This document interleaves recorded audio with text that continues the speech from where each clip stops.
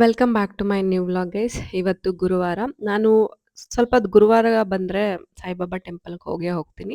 So ಇವತ್ತು ಅದೇ ಥರ ಹೋಗೋಣ ಅಂತ ಅಂದ್ಕೊಂಡು ಹೋಗೋಣ ಅಂತ ಹೇಳಿ ರೆಡಿ ಆದೆ. ಏನಂದರೆ ಮನೆ ಹತ್ರನೇ ಇದೆ, ಅಂದರೆ ತುಂಬ ಹತ್ರನೇ ಇದೆ. ಅಂದ್ರೂ ಹತ್ರ ಇದ್ರೂ ನಡ್ಕೊಂಡು ಹೋಗ್ಲಿಕ್ಕಾಗಲ್ಲ ಅಲ್ಲ, ಸೊ ಗಾಡಿ ತೊಗೊಂಡು ಹೊರಟೆ. ನನಗೆ ಗುರುವಾರ ಬಂದರೆ 6:30ಗೆ ಅಲ್ಲಿ ಮಹಾಮಂಗಳಾರತಿ ಆಗುತ್ತೆ. ಸೊ ಬೇಗ ಹೋದ್ರೂ ವೇಸ್ಟು, ಏನು ಪೂಜೆ ಸ್ಟಾರ್ಟ್ ಆಗಿರಲ್ಲ, ಮತ್ತು ಅಲ್ಲಿ ಮಂಗಳಾರತಿ ಏನು ಮಾಡಿರಲ್ಲ, ಅಂದರೆ ತೀರ್ಥ ಪ್ರಸಾದ ಏನು ಕೊಡಲ್ಲ. ಸುಮ್ಮನೆ ವಿಸಿಟ್ ಮಾಡಿ ಬಂದಂಗೆ ಅನ್ಸುತ್ತೆ, ಅಷ್ಟು ಮನಸ್ಸಿಗದು ಸರಿ ಅನ್ಸಲ್ಲ. ಸೊ ಹಾಗಾಗಿ ನಾನು ಮಹಾಮಂಗಳಾರತಿ ಆಗೋ ತನಕ ಕಾದು ಪೂಜೆ ಮುಗಿಸ್ಕೊಂಡೇ ಬರೋದು. ಅದಕ್ಕೋಸ್ಕರ ಆಲ್ಮೋಸ್ಟ್ 6:30ಗೆ ಅಲ್ಲಿ ರೀಚ್ ಆಗೋ ಥರ ಹೊರಡ್ತೀನಿ. ಸೊ ನಾನು ಹೋಗೋ ಹೊತ್ತಿಗೆ 6:50 ನನಗೆ ಹೊರಟೆ. 6:30ಗೆ ಅಲ್ಲಿ ರೀಚ್ ಆದೆ. ನಾನು ಹೇಳ್ದೆ ಅಲ್ಲ, ಸೊ ಅಲ್ಲಿಗೆ ಪೂಜೆ ಸ್ಟಾರ್ಟ್ ಆಗಿತ್ತು. ಇವತ್ತು ಸ್ವಲ್ಪ ಕಡಿಮೆ ಜನ ಇದ್ದರು, ಅಂದರೆ ವಿಶೇಷ ಪೂಜೆ ಇದ್ದಾಗ ತುಂಬ ಜನ ಇರ್ತಾರೆ. ಇವತ್ತು ಸ್ವಲ್ಪ ಕಡಿಮೆ ಜನ ಇದ್ದರು. ಸೊ ಹಾಗಾಗಿ ಅವರು ಪೂಜೆ ಮಾಡ್ತಾ ಇದ್ರು. ಇನ್ನೊಂದು 10 ಮಿನಿಟ್ಸ್ ನಾನು ಅಲ್ಲೇ ಕುತ್ಕೊಂಡು ವೇಟ್ ಮಾಡ್ತಾ ಇದ್ದೆ, ಅಂದರೆ ಭಜನೆ ಹೇಳ್ಕೊತಾ.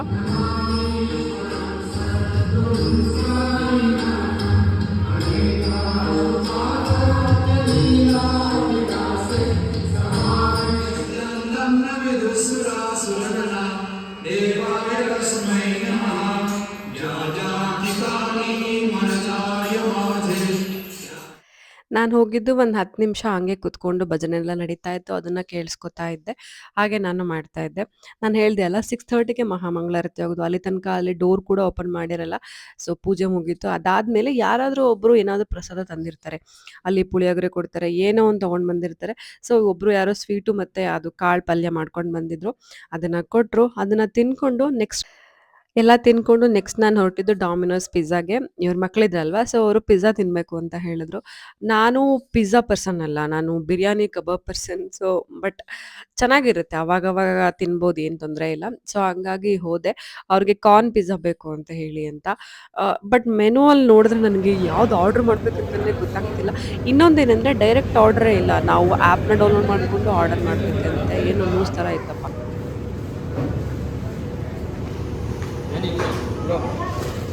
ಗೈಸ್, ನಾನು ಮೆನು ತೊಗೊಂಡು ಆರ್ಡ್ರ್ ಮಾಡ್ತಾಯಿದ್ರೆ ಏನಂತ ಅಂದರೆ ಆ್ಯಪ್ನ ಡೌನ್ಲೋಡ್ ಮಾಡಿಕೊಂಡು ಆ್ಯಪಲ್ಲಿ ಟೇಕ್ ಅವೇ ಅಂತ ಒಂದು ಆಪ್ಷನ್ ಇದೆ. ಅದನ್ನು ತೊಗೊಂಡು ಇಲ್ಲಿನ ಅಡ್ರೆಸ್ನ ಸೆಲೆಕ್ಟ್ ಮಾಡಿ ಆರ್ಡರ್ ಮಾಡಬೇಕಂತೆ. ಅಪ್ಪ ಸಿಕ್ಕಾಪಟ್ಟೆ ಲೇಟ್ ಆಗೋಯ್ತು. ಪಾಪ ಅನ್ಎಜುಕೇಟೆಡ್ ಬಂದರೆ ಏನು ಮಾಡೋದಲ್ವಾ, ಹೆಲ್ಪ್ ಮಾಡ್ತಾರೆ, ಬಟ್ ಸ್ಟಿಲ್ ಅವರು ತುಂಬ ಬ್ಯುಸಿ ಇರ್ತಾರೆ, ಅವ್ರನ್ನ ಪದೇ ಪದೇ ಕರೆಯೋಕ್ಕಾಗಲ್ಲ. ಸೊ ಫೈನಲಿ ಮಾಡಿದ್ದೀನಿ. ಮಕ್ಳಿಗೆ ಪಾಪ ಪಿಜ್ಜಾ ತಿನ್ನಬೇಕು ಅಂತ ಅನ್ನಿಸ್ತಾ ಇರ್ತಂತೆ. ಸೊ ಹಂಗಾಗಿ ಮಾಡಿದ್ದೀನಿ ಅಷ್ಟೇ. ನಾನು ಪಿಜ್ಜಾ ಅಲ್ಲ ತಿನ್ನೋದು, ತುಂಬ ರೇಟ್. ಆಯಿತು, ಬಾ, ಆರ್ಡರ್ ಮಾಡಿದ್ದೀನಿ, ಬರುತ್ತೆ. ಆ್ಯಪ್ನ ಡೌನ್ಲೋಡ್ ಮಾಡಿಕೊಂಡು ನಮಗೇನು ಇಷ್ಟನೋ ಅದನ್ನು ಆರ್ಡರ್ ಮಾಡಬೇಕಾಯ್ತಾ. ನಂದು 149 ಅದು. ನಾನು ಲೇಟ್ ಮಾಡಿಬಿಟ್ಟೆ, ಬಿಕಾಸ್ ಏನಕ್ಕೆ ಅಂದರೆ ನಾನು ಅವರೇ ತಗೋತಾರೆ ಅಂತ ವೆಯ್ಟ್ ಮಾಡ್ತಾ ಇದ್ದೆ. ಬಟ್ ಆಮೇಲೆ ಆರ್ಡರ್ ಮಾಡಿದೆ. ಸೊ ಅದಾದಮೇಲೆ ಬಂತು, ಅಂದರೆ 2 ಪಿಜ್ಜಾ ಆರ್ಡರ್ ಮಾಡಿದೆ. ಸ್ವಲ್ಪ ಲೇಟ್ ಮಾಡಿದ್ರು ಇನ್ನೊಂದು ಕೊಡೋದು. ತಿಂದ್ಕೊಂಡು ನಾನು ಹೋಗಿದ್ದೆ 6:30ಗೆ ದೇವಸ್ಥಾನಕ್ಕಲ್ವಾ. ಇವಾಗ ಬೇಗನೆ ಕತ್ಲಾಗುತ್ತೆ. ಅದು ಅಲ್ಲದೆ ಡಾಮಿನೋಸಲ್ಲಿ ತುಂಬ ವೆಯ್ಟ್ ಮಾಡಿಸ್ಬಿಟ್ರು. ಸೊ ಹಾಗಾಗಿ ವಾಪಸ್ ಹೊರಟಿದ್ದು ಲೇಟ್ ಆಗಿಬಿಟ್ಟಿತ್ತು, ಅಂದರೆ ಕತ್ಲೆ ಆಗಿಬಿಟ್ಟಿತ್ತು. ನನಗೇನಂದರೆ ರಾತ್ರಿ ಎಲ್ಲ ಗಾಡಿ ಓಡಿಸೋದು ಇಷ್ಟ ಆಗಲ್ಲ. ಅಂದರೆ ಬೆಂಗಳೂರಲ್ಲಿ ಅಷ್ಟು ಕಂಫರ್ಟಬಲ್ ಇರಲ್ಲ. ಅಂದರೆ ಹೆಲ್ಮೆಟ್ ಹಾಕ್ಕೊಳ್ಳೋಕ್ಕೂ ಆಗಲ್ಲ, ಹಾಕೊಳ್ಳದೆ ಇರೋಕ್ಕೂ ಹೋಗಲ್ಲ. ಇಲ್ಲಿ ಹಾಕ್ಕೊಳ್ಳೇಬೇಕಲ್ವಾ. ಸೊ ಹಾಗಾಗಿ ನಾನು ಅಷ್ಟು ನೈಟ್ ಟ್ರಾವೆಲ್ನ ತುಂಬ ಅವಾಯ್ಡ್ ಮಾಡ್ತೀನಿ. ನಾನು ಹೋಗೋದೇ ಇಲ್ಲ ಗಾಡಿಯಲ್ಲಿ. ಸೊ ಆ ಡಾಮಿನೋಸಲ್ಲಿ ಲೇಟ್ ಆಗಿಬಿಡ್ತು ಗೈಸ್. ನನಗೆ ಗೊತ್ತೇ ಇರಲಿಲ್ಲ ಆ್ಯಪ್ನ ಡೌನ್ಲೋಡ್ ಮಾಡಿಕೊಂಡು ನಾವು ಅಲ್ಲಿ ಟೇಕ್ ಅವೇ ತೊಗೋಬೇಕು ಅಂತ ಹೇಳಿ ಅಂತ. ಯೂಶ್ವಲಿ ಏನು ಮಾಡ್ತೀವಿ, ಹೋಗ್ತೀವಿ, ಆರ್ಡ್ರ್ ಮಾಡ್ತೀವಿ, ನಮಗೆ ಬರುತ್ತೆ, ತಿಂತೀವಿ, ಬರ್ತೀವಿ. ಸೊ ಅಲ್ಲಿ ಹಂಗಿರಲಿಲ್ಲ. ಆ್ಯಪ್ನ ಡೌನ್ಲೋಡ್ ಮಾಡಿಕೊಂಡು ಅದರಲ್ಲಿ ಸೆಲೆಕ್ಟ್ ಮಾಡಿ ಅದರಲ್ಲಿ ಆರ್ಡರ್ ಮಾಡಿ, ಮತ್ತು ನಂದು 149 ಏನೋ ಟೋಕನ್ ನಂಬರ್ ಇತ್ತು, ಅದನ್ನು ವೇಟ್ ಮಾಡ್ಕೊಂಡು ಕೂತಿದ್ದೆ. ಸೊ ಹಂಗಾಗಿ ಲೇಟ್ ಆಗಿಬಿಡ್ತು.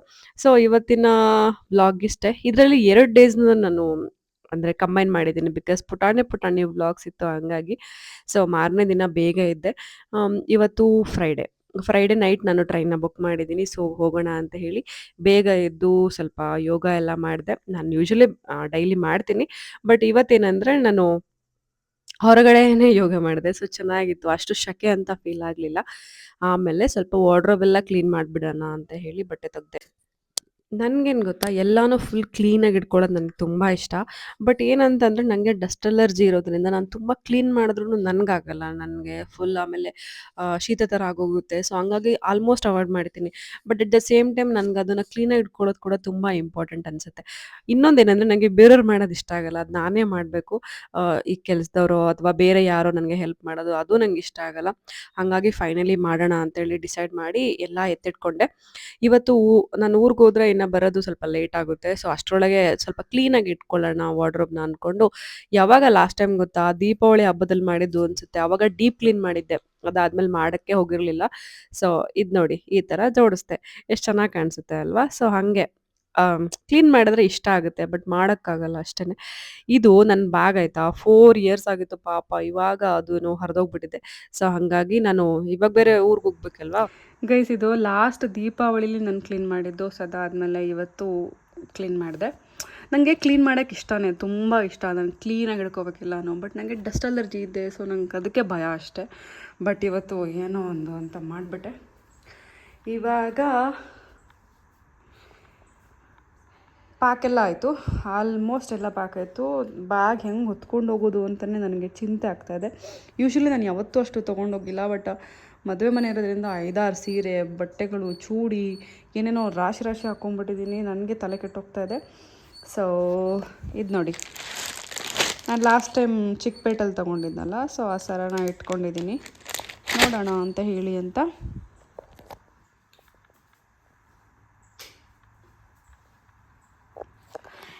ನನಗೆ ಗೋಲ್ಡ್ ಹಾಕಬಾರ್ದು ಅಂತ ಅನಿಸ್ತಾ ಇದೆ. ಸೊ ಹಂಗಾಗಿ ಇದನ್ನೇ ಹಾಕೋಣ ಅಂತ ಅಂದ್ಕೊಂಡಿದ್ದೀನಿ. ಬಟ್ ನಾನು ಸ್ಯಾರಿ ಯಾವುದಂತ ಇನ್ನೂ ಡಿಸೈಡ್ ಮಾಡಿಲ್ಲ ಮದುವೆಗೆ ಹಾಕೋದು. ಇದೇನು ಗೊತ್ತಾ, ಸ್ವೆಟ್ ಪ್ಯಾಡ್ಸ್. ನಾನೀಗ ಕ್ಲೀನ್ ಮಾಡ್ತಿದ್ದೆ ಅಲ್ಲ, ನಂಗೆ ಅಲ್ಲಿ ಸಿಕ್ತು. ಅದಕ್ಕೆ ಅದನ್ನು ಎತ್ತಿಟ್ಕೊಂಡಿದ್ದೀನಿ. ಹಾಕೋಣ. ಅದು 2 ವರ್ಷ ಆಗಿದೆ ಇಟ್ಟು, ನನಗೆ ಇವಾಗ ಸಿಕ್ಕಿದೆ ಅದು. ಅದಾದಮೇಲೆ ಹಸಿರು ಬಳೆ ನನಗೆ ಸಿಕ್ತು ಕ್ಲೀನ್ ಮಾಡಬೇಕಾದ್ರೆ, ತೊಗೋಬೇಕಂತ ಅನ್ಕೋತಾ ಇದ್ದೆ. ಎಷ್ಟು ಚೆಂದ ಇದೆ ನೋಡಿ, ಇದು ಕ್ಯೂಟಾಗಿ. ಇದು ಯಾವುದೋ ಫಂಕ್ಷನಿಗೆ ತೊಗೊಂಡಿದ್ದು ಅನಿಸುತ್ತೆ. ಅಲ್ಲಿ ಇಟ್ಟಿರ್ತೀನಿ. ಈಗ ಕ್ಲೀನ್ ಮಾಡಬೇಕಾದ್ರೆ ಎಲ್ಲ ಒಂದು ಕಡೆಯಿಂದ ಸಿಗ್ತಾ ಹೋಯಿತು. ಇದು ಬಳೆ ಇದು ಮ್ಯಾಚ್ ಮಾಡಿ ಇಟ್ಟಿದ್ದೆ ಅವತ್ತು, ಇವಾಗ ಸಿಕ್ತು. ಸೊ ಹಾಗೆ ಇಟ್ಕೊಂಡೆ ಎಲ್ಲನೂ ಹಾಕ್ಕೊಳ್ಳೋಣ ಅಂತ. ಈ ಬಳೆ ಎಷ್ಟು ಚೆನ್ನಾಗಿದೆ ನೋಡಿ. ಇದು ಲಕ್ಷ್ಮಿ ಅನಿಸುತ್ತೆ. ಲಕ್ಷ್ಮಿ ಆ ಕಡೆ ಈ ಕಡೆ ವೈಟ್ ಕಲರ್ ಸ್ಟೋನು, ಆಮೇಲೆ ರೆಡ್ಡು ಮತ್ತು ಗ್ರೀನ್ ಇದೆ. ತುಂಬ ಚೆನ್ನಾಗಿದೆ. ಆಮೇಲೆ ಈ ಪರ್ಸ್ನ ತೊಗೊಂಡೆ. ಇದು ಹೊಸದು, ಯೂಸೇ ಮಾಡಿಲ್ಲ. ಸೊ ಇದರಲ್ಲಿ ಮೊಬೈಲ್ ಇಟ್ಕೊಳ್ಳೋಕ್ಕಾಗತ್ತಲ್ವ ಮದುವೆ ಮನೆಯಲ್ಲಿ ಅಂತ ಹೇಳಿ ಅಂತ. ಅದೇ ಮದುವೆ ಇರೋದ್ರಿಂದ ಇದೆಲ್ಲ ತೊಗೊಂಡೋಗ್ತಾ ಇದ್ದೀನಿ. ಇಲ್ಲಾಂದರೆ ಏನು ಬೇಡ ಆಗಿತ್ತು. ಆರಾಮ್ಸೆ ಕೈ ಬಿಸ್ಕೊಂಡು ಬರೀ ಲ್ಯಾಪ್ಟಾಪ್ ಬ್ಯಾಗ್ ತೊಗೊಂಡು ಹೋಗ್ಬಿಡ್ಬೋದಿತ್ತು. ಸೊ ಗೈಸ್, ಅದಕ್ಕೂ ಮುಂಚೆ ಇವಾಗ ದೇವಸ್ಥಾನಕ್ಕೆ ಹೋಗ್ತಾಯಿದ್ದೀನಿ. ದೇವಸ್ಥಾನ ಇವತ್ತು ಫ್ರೈಡೇ ಅಲ್ವಾ? ಫ್ರೈಡೇ ಯೂಶ್ವಲಿ ದೇವಸ್ಥಾನದಲ್ಲಿ ಚೆನ್ನಾಗಿ ಪೂಜೆ ಇರುತ್ತೆ. ಮೇಯ್ನಾಗಿ ಊಟ ಇರುತ್ತೆ. ಊಟ ವೆರೈಟಿ ಇರುತ್ತೆ. ಸೊ ಹೋಗೋಣ ಅಂತ ಹೊರಟಿದ್ದೀನಿ. ಸೊ ಫಸ್ಟು ಸ್ನಾನ ಮಾಡಿಕೊಂಡು ದೇವಸ್ಥಾನಕ್ಕೆ ಹೋಗಿ ಅದಾದಮೇಲೆ ನಾನು ಪ್ಯಾಕ್ ಮಾಡ್ಕೋತೀನಿ ಮಿಕ್ಕಿದ್ದು. ಓಕೆನಾ? ಬನ್ನಿ ಹೋಗೋಣ.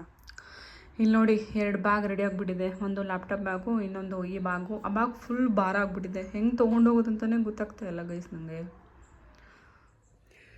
ಗೈಸ್ ಇವಾಗ ಟೈಮ್ ಬಂದು 1:15 PM ಆಯಿತಾ. ಸೊ ನಾನಿವಾಗ ದೇವಸ್ಥಾನಕ್ಕೆ ಹೋಗೋಣ ಅಂತ ಹೊರಟಿದ್ದೀನಿ. ಇವತ್ತು ಫ್ರೈಡೇ ಅಲ್ಲ, ಫ್ರೈಡೇ ಯೂಶ್ವಲಿ ಮನೆ ಹತ್ರ ಒಂದು ದೇವಸ್ಥಾನ ಇದೆ, ರಾಜರಾಜೇಶ್ವರಿ. ಅಲ್ಲೇನಂತಂದರೆ ಸ್ಪೆಷಲ್ ಪೂಜೆ ಜೊತೆಗೆ ಊಟನೂ ಕೊಡ್ತಾರೆ. ಸೊ ಹೋಗೋಣ.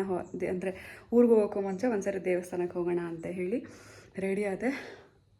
2 ಗಂಟೆಗೆ ಕಾಲ್ ಇದೆ. ಈಗ 1:15. ಮನೆ ಹತ್ರನೇ ಇರೋದು. ಪಟ್ಟಂತ ಹೋಗಿ ಪಟ್ಟಂತ ಊಟ ಮಾಡ್ಕೊಂಡು ಬೇಗ ಬಂದುಬಿಡಬೇಕು. ಸೊ ಹೊರಟಿದ್ದೀನಿ. ಬನ್ನಿ, ನೀವು ನನ್ನ ಜೊತೆ ತೋರಿಸ್ತೀನಿ. ಓಕೆನಾ? ದೇವಸ್ಥಾನ ನಾನು ಆಲ್ಮೋಸ್ಟ್ ನನ್ನ ಬ್ಲಾಗ್ಸ್ ನೋಡೋರಿಗೆ ಗೊತ್ತಿರುತ್ತೆ. ಆಲ್ಮೋಸ್ಟ್ ನಾನು ಆ ದೇವಸ್ಥಾನನ ತೋರಿಸಿದ್ದೀನಿ. ಸೊ ಏನಂತೆ ಮತ್ತೆ ನೋಡಿ. ಓಕೆನಾ? ಥರ್ಸ್ಡೇ ಸಾಯಿಬಾಬಾ ದೇವಸ್ಥಾನಕ್ಕೆ ಹೋಗಿದ್ದೆ ಅಲ್ಲ, ಇವತ್ತು ಫ್ರೈಡೇ. ಇಲ್ಲಿ ರಾಜರಾಜೇಶ್ವರಿ ದೇವಸ್ಥಾನ ಇದೆ. ಅಲ್ಲಿ ವಿಶೇಷ ಪೂಜೆ ಜೊತೆಗೆ ಊಟ ಕೂಡ ಕೊಡ್ತಾರೆ ಫ್ರೈಡೇ. ಸೊ ಒಂದ್ಸರಿ ಹೋಗ್ಬಿಡೋಣ. ತುಂಬ ದಿನಗಳಾಗಿತ್ತು, ತುಂಬ ತಿಂಗಳುಗಳಾಗಿತ್ತು ದೇವಸ್ಥಾನಕ್ಕೆ ಹೋಗದೆ. ಸೊ ಒಂದ್ಸರಿ ಹೋಗೋಣ ಅಂತ ಹೇಳಿ, ನನ್ನ ಕೆಲಸ ಮೀಟಿಂಗ್ ಇತ್ತು ನನಗೆ 2 ಗಂಟೆಗೆ. ಬೇಗ ಹೋಗಿ ಬಂದುಬಿಡೋಣ ಅಂತೇಳಿ 1:15 ಹಾಗೆ ಹೊರಟೆ. ಅದು ಕೂಡ ಹತ್ರನೇ ಇದೆ. ಸೊ ಅಷ್ಟೊಂದು ಟೈಮ್ ತಗೊಳ್ಳಲ್ಲ ಅಂತ ಹೇಳಿ ನಾನು ಹೋಗಿದ್ದಾಗ ತುಂಬ ಜನ ಏನು ಇವತ್ತು ಇರಲಿಲ್ಲ. ಸೊ ಅಂದರೆ ಯೂಶ್ವಲಿ ಫ್ರೈಡೇ ಸಿಕ್ಕಾಪಟ್ಟೆ ಜನ ಇರ್ತಾಯಿದ್ರು. ಊಟ ಕೂಡ ಲೇಟಾಗಿ ಸ್ಟಾರ್ಟ್ ಮಾಡ್ತಾಯಿದ್ರು. ಬಟ್ ಇವತ್ತು ಓಕೆ ಗೈಸ್, ಅಷ್ಟೊಂದು ಜನ ಇರಲಿಲ್ಲ.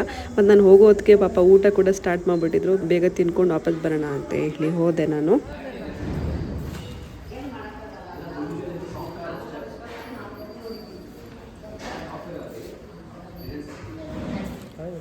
ನವರಾತ್ರಿ ಬರುತ್ತಲ್ವ, ಆವಾಗ ಈ ದೇವಿನ ದಿನ ಪ್ರತಿಯೊಂದು ಕಲರ್ಸ್ ಇರುತ್ತಲ್ವ, ಅದೇ ಥರ ರೆಡಿ ಮಾಡ್ತಾರೆ. ಅವಾಗ ನೋಡೋಕ್ಕಂತೂ ಸಿಕ್ಕಾಪಟ್ಟೆ ಚೆನ್ನಾಗಿ ಕಾಣಿಸ್ತಾರೆ ದೇವರು. ಸೊ ಇವಾಗ ಹೋಗಿದ್ದು ನಾನು ಹೇಳಿದೆ ಅಲ್ಲ, ಸ್ವಲ್ಪ ಜನ ಕಡಿಮೆ ಇದ್ರು ಇವತ್ತು. ಬೇಗ ಹೋಗಿ ದರ್ಶನ ಎಲ್ಲ ಮುಗಿಸ್ಕೊಂಡು ಆಮೇಲೆ ಊಟಕ್ಕೆ ಹೋಗೋಣ ಅಂತೇಳಿ ಹೋದೆ. ನನಗೇನಂದರೆ 2 ಗಂಟೆಗೆ ನಂಗೆ ಮೀಟಿಂಗ್ ಇದೆ, ಅಷ್ಟರೊಳಗೆ ನಾನು ಹೋಗ್ಬಿಡ್ಬೇಕು ಮನೆಗೆ ವಾಪಸ್ ಅಂತ ಹೇಳಿ. ಊಟಕ್ಕೆ ಯೂಶಲಿ ಅವರೇ ಬಡಿಸ್ತಾಯಿದ್ರು, ಇವತ್ತು ಬಫೆ ಸಿಸ್ಟಮ್ ಇತ್ತು. ಸೊ ಹೋಗಿ ನಾನೇ ಹಾಕ್ಸ್ಕೊಂಡು ಬಂದೆ. ಅನ್ನ ಸಾರು, ಪಲ್ಯ ಮತ್ತು ಪಾಯಸ ಇತ್ತು, ಚೆನ್ನಾಗಿತ್ತು ಗೈಸ್. ದೇವಸ್ಥಾನಕ್ಕೆ ಹೋಗಿ ಬಂದೆ. ಇವಾಗ ಊರಿಗೆ ಹೋಗ್ಬೇಕಷ್ಟೆ, ಎಲ್ಲ ಪ್ಯಾಕ್ ಆಗಿದೆ. ನನ್ನ ಟ್ರೈನ್ ಬಂದು ಮೈಸೂರು ತಾಳಗುಪ್ಪ ಎಕ್ಸ್ಪ್ರೆಸ್. ನಾನು ಆಲ್ರೆಡಿ ಬುಕ್ ಮಾಡಿದ್ದೀನಿ ಸ್ಲೀಪರ್. ಸೊ ಏನಂತಂದರೆ ಅದಕ್ಕೂ ಮುಂಚೆ BMTC ಬಸ್ಸಲ್ಲಿ ಹೋಗ್ಬೇಕಲ್ವಾ, ಸೊ ಅದಕ್ಕೆ ನಾನು ಸ್ವಲ್ಪ ಬೇಗ ಹೋಗೋಣ ಅಂತೇಳಿ ಹೊರಟೆ. ಆಲ್ಮೋಸ್ಟ್ 8 ಗಂಟೆಗೆಲ್ಲ ಮನೆ ಬಿಟ್ಬಿಟ್ಟೆ. ಯೂಶಲಿ ಏನಾಗುತ್ತೆ, ತುಂಬ ಟೈಮ್ ತೊಗೊಳುತ್ತೆ ಗೈಸ್. ಇವತ್ತಂತೂ ಸಿಕ್ಕಾಪಟ್ಟೆ ಟೈಮ್ ತೊಗೊಂಡು, ಸಿಕ್ಕಾಪಟ್ಟೆ ಟ್ರಾಫಿಕಲ್ಲಿ ಇದ್ಬಿಟ್ಟೆ. ತುಂಬ ತಲೆ ಕೆಟ್ಟೋಗ್ಬಿಡ್ತು, ನನಗೆ ತಲೆನೋವೇ ಬಂದುಬಿಡ್ತು.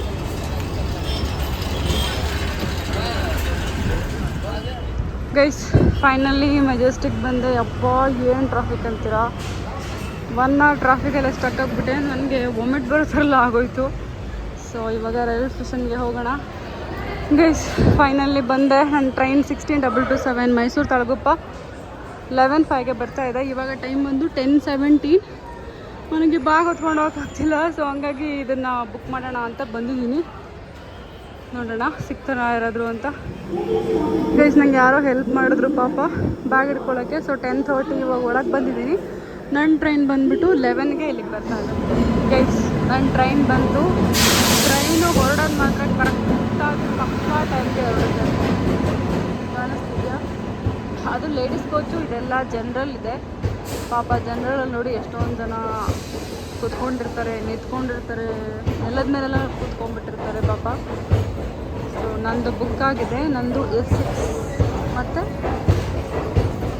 ಲೋಯರ್ ಬರ್ತ್ ಬಂದಿದೆ ಈ ಸರಿ.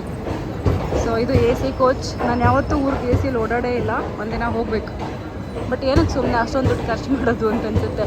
ಬಿಕಾಸ್ 250 rupeesಗೆ ಸ್ಲೀಪರ್ ಸಿಗುತ್ತೆ ಅಲ್ವಾ.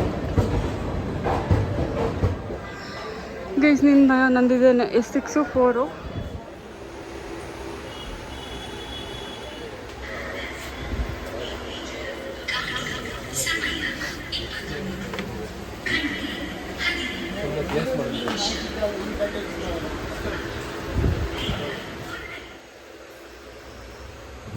Good morning guys.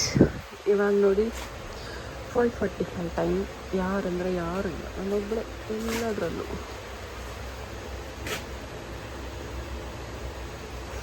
ಎಲ್ಲ ಹೇಳ್ಕೊಂಡು ಹೋಗ್ಬಿಟ್ಟಿದ್ದಾರೆ.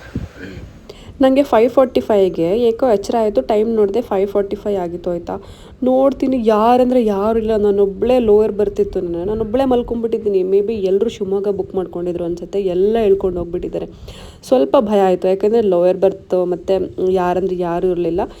ಈವನ್ ನಾನು ಬುಕ್ ಮಾಡಿದ್ದೆ, ಬಟ್ ಅಂದ್ರೂ ಭಯ ಆಯಿತು. ಸೊ ಹಾಗಾಗಿ ಬೇರೆ ಕಡೆ ಹೋಗೋಣ ಅಂತ ಹೇಳಿ ಬ್ಯಾಗ್ ತೊಗೊಂಡು ಬೇರೆ ಕಡೆ ಹೋದೆ. ಇನ್ನೇನು ನಮ್ಮೂರು ಬರುತ್ತೆ. 5:45 ಶಿವಮೊಗ್ಗ ಅಂತಂದರೆ ಆಲ್ಮೋಸ್ಟ್ 6:30 ಅಥವಾ 7:30 ಹಾಗೆ ಬಂದುಬಿಡುತ್ತೆ ಸಾಗರ. ಸೊ ಹಂಗಾಗಿ ನೋಡೋಣ ಅಂತ ಅಂದ್ಕೊಂಡು ಅಲ್ಲೇ ಇರೋಣ ಅಂತ ಅಂದ್ಕೊಂಡೆ. ಬಟ್ ಅಂದ್ರೂ ಯಾಕೆ ಸುಮ್ಮನೆ ರಿಸ್ಕ್ ಅಂದ್ಕೊಂಡು ಬೇರೆ ಬೋಗಿಗೆ ಹೋಗೋಣ, ಅಲ್ಲಿ ತುಂಬ ಜನ ಇರ್ತಾರೆ. ಯೂಶ್ವಲಿ ಶಿವಮೊಗ್ಗದಲ್ಲೆಲ್ಲ ಹೇಳ್ಕೊಂಬಿಟ್ಟಿರ್ತಾರೆ. ಸೊ ಸೀಟ್ ಕೂಡ ಇರುತ್ತೆ ಅಂದ್ಕೊಂಡು ಎಲ್ಲೋ ಒಂದು ಕಡೆ ಜನ ಇರೋ ಕಡೆ ಹೋಗೋಣ ಅಂತ ಹೇಳಿ ಹೋದೆ. ನೋಡಿ ನಮ್ಮೂರು ಬಂದೇ ಬಿಡ್ತು. ಎಷ್ಟು ಚಂದ ಅಲ್ಲ. ನನಗಂತೂ ಸಿಕ್ಕಾಪಟ್ಟೆ ಇಷ್ಟ ಗೈಸ್ ಸಾಗರ. ಎಲ್ಲೋದ್ರೂ ನನಗೆ ಸಾಗರ ಅಂದರೆ ಸಿಕ್ಕಾಪಟ್ಟೆ ಇಷ್ಟ. ಗೈಸ್ ಸಾಗರ ಬಂದೆ. ಇವತ್ತು ಆ್ಯಕ್ಚುಲಿ ಸ್ವಲ್ಪ ಲೇಟ್ ಆಗಿದೆ. ಬಂದಿರೋದು ಇವಾಗ 7:35 ಆಗಿದೆ. ಪಾಪ ಒಬ್ಬರ ಜೊತೆ ಮಾತಾಡ್ಕೊಂಡು ಬಂದಿದ್ದೇ ಗೊತ್ತಾಗಿಲ್ಲ. ಆಲ್ರೆಡಿ ನಮ್ಮ ಅಪ್ಪಾಜಿ ಬಂದಿದ್ದಾರೆ. ಸೊ ಬನ್ನಿ ಹೋಗೋಣ.